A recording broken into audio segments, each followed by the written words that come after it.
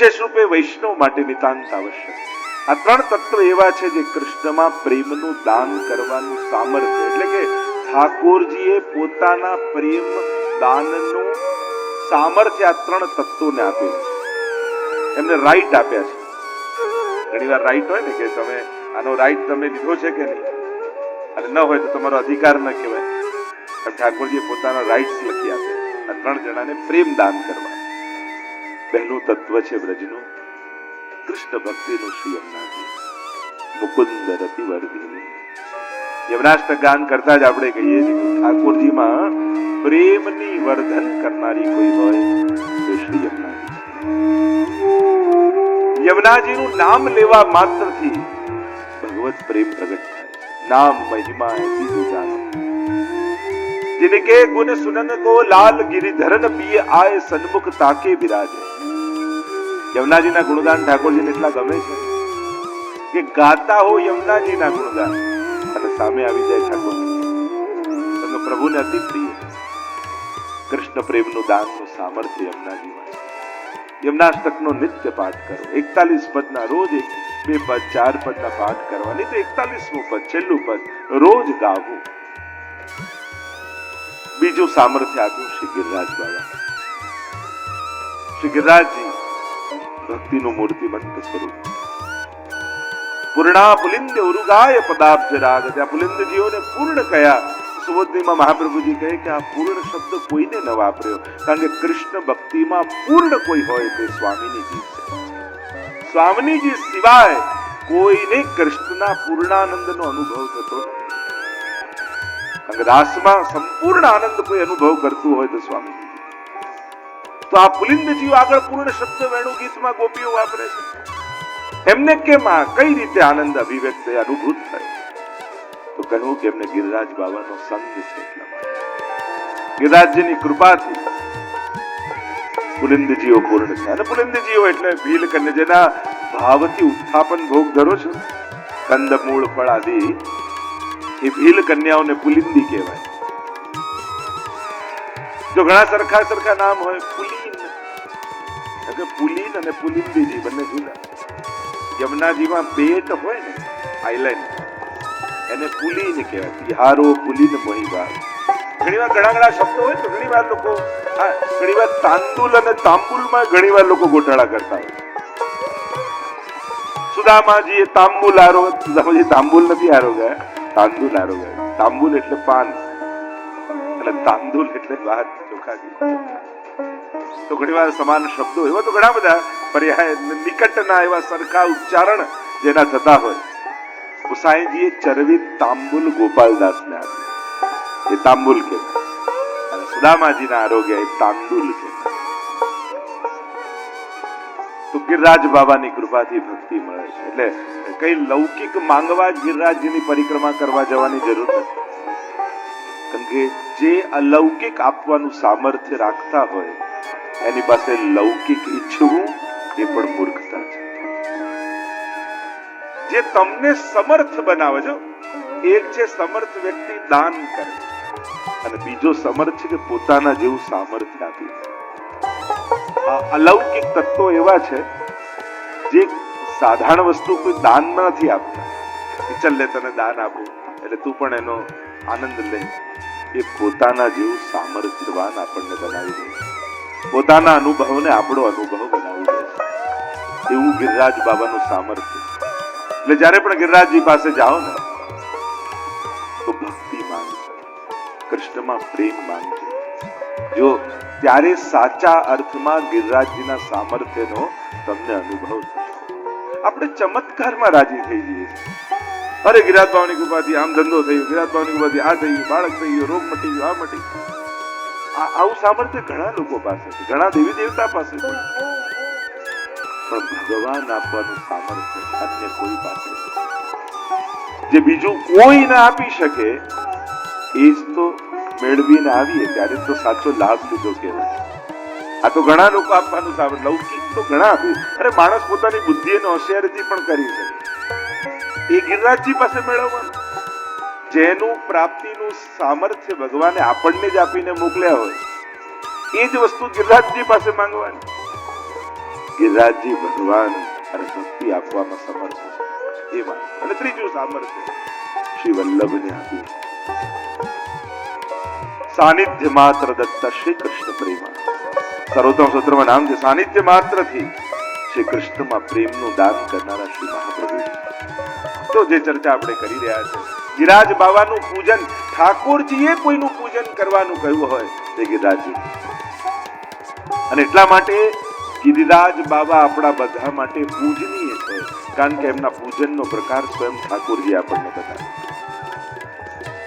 અને એટલા માટે અને પૂજનમાં પણ વિવેકની પણ જરૂર પડે. જ્યારે સમય જાય અને સંજોગો બદલાય, માણસનું સામર્થ્ય વધે, ત્યારે વિવેકની વધારે જરૂર પડે.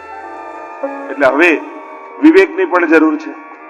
જ્યારે જ્યારે વ્રજમાં જાઓ તો ગિરિરાજજી સાથે, યમુનાજી સાથે કેવો વ્યવહાર આપણે રાખવો, કેટલું દૂધ ચડાવવું ને કેટલા દંડવત કરવા ને કેટલો ભોગ ધરવો, એનો વિવેક આપણે જ રાખવાનો. અને દૂધ ચડાયેલું દૂધ છે કે નહીં એનો પણ જ્યારે શંકા મનમાં રહેતી હોય તો ખૂબ વિવેકપૂર્વક ભક્તિ એટલે બહુ વ્યવહારમાં એટલા બધા નહીં પડી જવું કે એમની જોડે આત્મસાત ન સાધી શકીએ, એમની કૃપાનો અનુભવ, એમના સ્વરૂપનો આનંદ ન લઈ શકીએ, એવા બહુ વિધિ વિધાનમાં નહીં પડી જવું.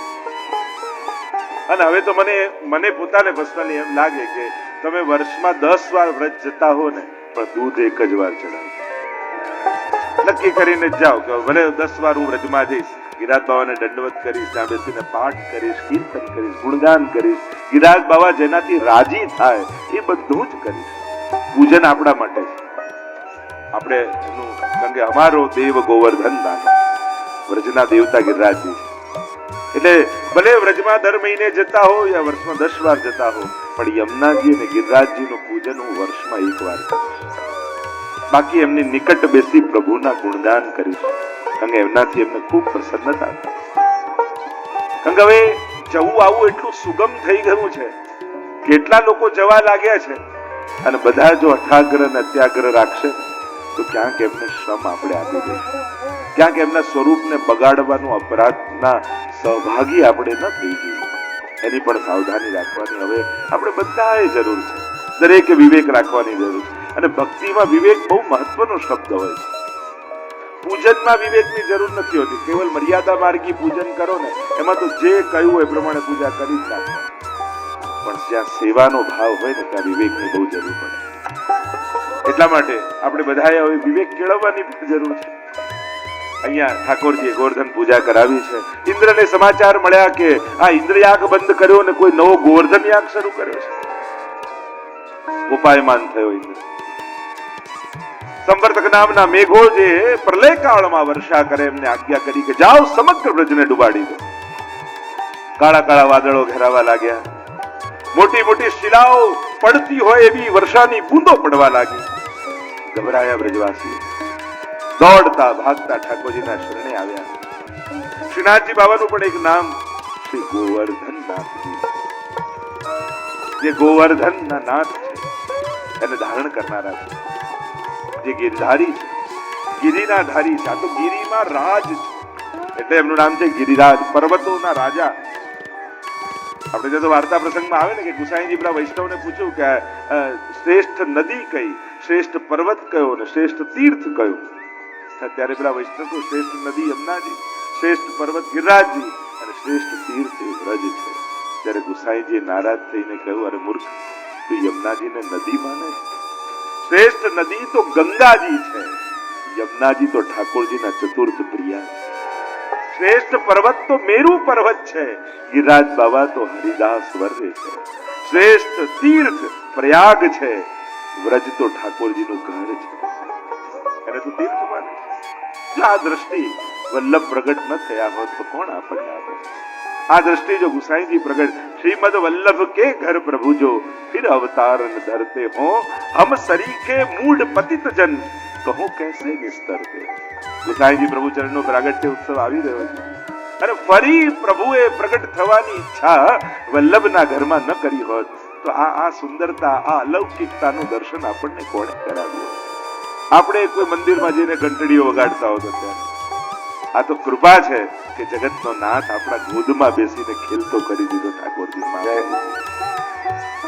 તો ક્યાં કંકુ ભભૂત અને પેલામાં પડ્યા હોત, આપણે ક્યાં ભટકતા હોત. પણ કેવી કૃપા કરી આપણને વ્રજવાસીપણાનું સુખ આ કલયુગમાં મહાપ્રભુજીને ગુસાઈજી આપ્યું. અને જેની કૃપાથી ઠાકોરજી ઘરમાં અને ગોદમાં ખેલતા થઈ જાય એનો ઉપકાર તો જિંદગીમાં ક્યારે ચૂકવી નથી. ઓ વારી ન વલ્લભયન પર अपने तन को करूं बिछोना, शीश धरो इनके चरणन.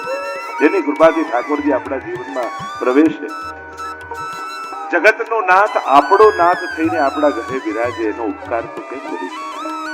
અદેય દાન દક્ષશ્ચ મહોદાર ચરિત્રમાં. કોઈ ના આપી શકે એવું દાન શ્રી મહાપ્રભુજીને ગુસાઈજી આપણને આપ્યું છે. ગિરાજ બાબાને ધારણ કર્યા શ્રી ઠાકોરજીએ, અને માનો ગોવર્ધન નૃત્ય કરે, ભાર નથી. ગિરાજ બાબાનો ઘણી વાર એમ થાય કે ભાર લાગતો હશે, અરે ભાર નથી તો નાચી રહ્યા છે ગિરિરાજ બાબા. અરે ઠાકોરજીએ મને પોતાના હસ્તમાં ધારણ કર્યો. આપણે તો ગિરિરાજજીના પ્રાગટ્યમાં એમ કહેવાય કે સ્વામીજીના ચરણમાં નંદનું ચિહ્ન છે અને એમાંથી ગિરિરાજજીનું પ્રાગટ્ય. મૂળ પ્રાગટ્ય તો ગોલોક ધામમાં સતસુંદર રૂપે અને પછી ભૂતલ પર પધારે. પણ શ્રી ઠાકોરજીએ ગિરિરાજજીને ધારણ કરી એમનું મહાત્મ્ય આપણને બતાવ્યું કે આ ગિરિરાજ બાબા કોઈ સાધારણ પર્વત નથી, આ તો મારા ભગવદીઓમાં શિરમોર છે. આનો આશ્રય કરશો તો 7 દિવસ સુધી ધારણ કર્યા. ચતુર્ભુજ બન્યા ઠાકોરજી. 2 ભુજા, 1 ભુજાથી ગિરિરાજજીને ધારણ કર્યા, બીજી ભુજામાં શંખ લીધો અને શંખ એ જળનું આદિદૈવિક સ્વરૂપ છે. જેટલી વર્ષા થાય છે બધું શંખ દ્વારા પ્રભુ શોષી લે છે. અને બીજી 2 ભુજાથી વેણુને ધારણ કરી અને વેણુના નાદ કર્યા, જેથી વ્રજવાસીઓ દેહાનુસંધાનની વિસ્મૃતિ થઈ. પ્રભુ મહાત્મ્ય બતાવે ને તો વ્રજભક્તોને તો માધુર્ય જ નો અનુભવ થાય. ઠાકોરજી ગિરિરાજજીને ધારણ કરી રાખે તો વ્રજવાસીઓને એમ નથી થતું, ઓહો આટલા મહાત્મા, આટલા શક્તિશાળી ઠાકોરજી છે. યશોદાજીને તો એ વિચાર આવે, મારા લાલનનો હાથ હવે દુખી ગયો હશે, બિચારો 7 દિવસની ધારણ કરીને ગિરિરાજજી મૂકે ને તો લાવ હાથ દબાવી દો. અરે જે ટચલી આંગળીમાં ગિરિરાજને ધારણ કરતો હોય છતાંય મહાત્મ્ય બતાવે, છતાંય માધુર્યનો ભાવ જાગે, એ જ વ્રજભક્ત છે. વ્રજવાસીઓ પ્રભુના મહાત્મ્યથી પ્રભાવિત થતા નથી, એ તો માધુર્યથી આકર્ષિત થાય. 2 વસ્તુ છે, ભગવાન ઘણીવાર પ્રભાવિત કરે મહાત્મ્ય બતાવીને, અને માધુર્ય બતાવીને આકર્ષિત કરે. તો વૈષ્ણવી ભાવ એ પ્રભાવિત થવાનો નથી. આપણે ભગવાનથી પ્રભાવિત નથી, આપણે પ્રભુમાં આકર્ષિત છીએ. કારણ કે પુષ્ટિ ભક્તિ અને મર્યાદા ભક્તિનો પાયાનો ભેદ એ છે, મહાત્મ્ય જોઈને ભાવ અહોભાવ જાગે એ મર્યાદા નથી. પ્રભુ તો આવા બળવાન, પ્રભુ આવા શક્તિશાળી, પ્રભુમાં આવું સામર્થ્ય, અને સામર્થ્ય જોઈને મસ્તક નમી જાય એ મર્યાદા નથી. પણ સ્વરૂપ જોઈને મન ખેંચાઈ જાય એ માધુર્યયુક્ત પુષ્ટિ ભક્તિ છે. એનું મહાત્મ્ય બતાવે ન બતાવે, કૃપા કરે ન કરે, કઠોર થાય, જે બી થાય, પ્રભુ આપ જે પણ કરો અમારી સાથે, અમે તો આપને પ્રેમ કરીએ. અસમર્થતામાં અભાવ ના આવે અને સામર્થ્ય જોઈને પ્રભાવ ના આવે, કેવલ ને કેવલ માધુર્ય રહે, એ જ પુષ્ટિ ભક્તિ. પ્રભુ અમે આપને ચાહીએ છીએ, આપ ભલે ને અમને તરછોડો, ભલે અમને વનમાં એકલા મૂકીને જતા રહો, ભલે ને અમને તડપાવો, અમારી પરીક્ષા કરો, અંતર ધ્યાન થઈ જાઓ, આપ ગમે તે કરી દો. આપનામાં હિંમત હોય તો અમારામાં અભાવ પ્રગટાવીને બતાવો તો આપને માને. પણ ઠાકોરજીની કોઈ પણ લીલા ભક્તોની અંદર પ્રભુ પ્રત્યે અભાવ નથી કરતા. ગમે તે ઠાકોરજી લીલા કરે, ગમે તે વાત કરે, ભલાને બુદ્ધિમાનોને અભાવ થઈ જાય. ભગવાનથી નામ, ભગવાનથી નામ કરે, ભગવાનથી ચિરણ કરે, ભગવાનથી નામ કરે. બુદ્ધિ પ્રધાન હોય ને એને બુદ્ધિના પરમામાં બેસતું ન હોય ને, એ ક્રિયા જોઈને અભાવ પેદા થાય. આવું કરાતું હશે તો ભક્તોને તો એમાંય પ્રભુની વિવિધતા દેખાય. પ્રભુ કરો પરીક્ષા, કરો વિપરીત લીલા. અમને તો એ જોઈને, જો આપણે નાના બાળકો હોય ને સ્કૂલમાં જતા હોય તો ફેન્સી ડ્રેસ ઘણી વાર સ્કૂલમાં હોય તો ઘણી વાર એને સંત બનાવે, ઘણી વાર કોઈ વેજીટેબલ બનાવે, ઘણી વાર કોઈ એને કોઈ અવતાર બનાવે, પોલીસ બનાવે. અને એ પોલીસ બન્યો એને જોઈને આપણને વધારે લાગ પ્રેમ આવે ને. આજે કેવો સરસ લાગે, ખોળા બેસીને ફોટો પાડીએ, એમને સેલ્ફી પાડીએ, એનો ફોટો પાડીએ. વધારે વહાલ આવે. આજે કેવો સરસ લાગે. એમ ઠાકોરજી આ જુદા જુદા અવતારો ધરે, ક્યારે નરસિંહ બને ને ક્યારે વરાહ બને ને, તો બીજાને તો મહાત્મ્ય લાગે આવો પ્રભાવ, અને વૈષ્ણવને વધારે વહાલ આવે. અરે મારો લાલન કેવો નરસિંહ બનીને આજે ફરી રહ્યો છે, મારો લાલન આજે કેવો વામન બનીને ફરી રહ્યો છે. એટલે જુદા જુદા અવતારો જોઈને વહાલ વધી જાય, વૈષ્ણવને મહાત્મ્ય ના પ્રગટે. આવું સામર્થ્ય. ના ના, ચલો ભલે નરસિંહ બનીને આજે નરસિંહ જયંતિ છે, પણ પંચામૃત પછી ભૂખ તો લાગી હશે. લાવ ને રાજભોગ સિદ્ધ કરીને આરોગા. લાવ આજે પન્નો ધરાવ. આવા નરસિંહ બનીને આવો ગુસ્સો કર્યો તો ગળું સુકાતું હશે, પન્નો ધરાવું તો શાંત થઈ જાય.